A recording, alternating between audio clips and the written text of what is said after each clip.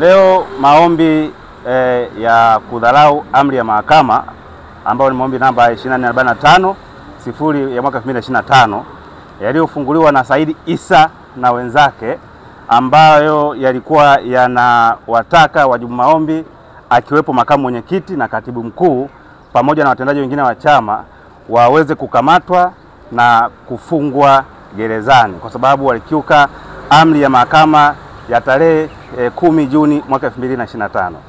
Maombi hayo yalisikilizwa hapa mahakamani mbele ya Jaji Amiri Mbagwa.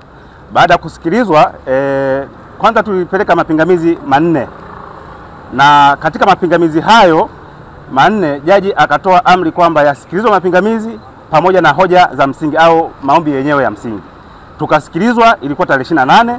Baada ya kusikilizwa, jaji akapanga tarehe ya leo kwa ajili ya kutoa uamuzi kama aidha kweli mapingamizi yana msingi, na kama hayana msingi angeendelea kutoa uamuzi wa kama aidha kweli viongozi hao waliotajwa kwenye hayo maombi ambayo mnawafahamu kama kweli walikiuka amri ya mahakama. Sasa tumefika leo kwa ajili ya uamuzi.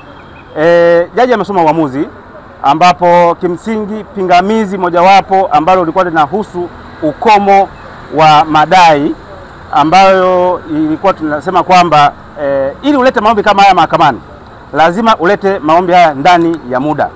Kama kuna mtu amekiuka amri ya mahakama, sheria inasema lazima ulete madai yako ndani ya siku 60 kuanzia tarehe ambayo amri hiyo au malalamiko hayo yameanza kutokea. Katika shauri hili itakumbuka kwamba tarehe 16 Juni, baada ya amri ya tarehe 10, makamu mwenyekiti alitoa taarifa kwa vyombo vya habari kwamba tarehe 17 atahutubia umma juu ya nini kinachozungumzwa katika amri ya tarehe 10 Juni mwaka 2025. Na tarehe 17 Juni mwaka 2025 makamu mwenyekiti ambaye ni John Heche alizungumza na umma kwamba ni nani ambaye anahusika na amri ya mahakama iliyotolewa mbele ya Jaji Mwanga, na akasema wanaohusika na ile amri ni katibu mkuu pamoja na bodi ya wadhamini ya Chama cha Demokrasia na Maendeleo, sio mtu mwingine yeyote katika kufanya shughuli za kisiasa. Sasa ukihesabu kuanzia tarehe 17 Juni mpaka siku ambayo wanafungua shauri hili mahakamani ambayo ilikuwa tarehe 3 mwezi wa 10, zimepita siku 60 ambapo ni siku 106.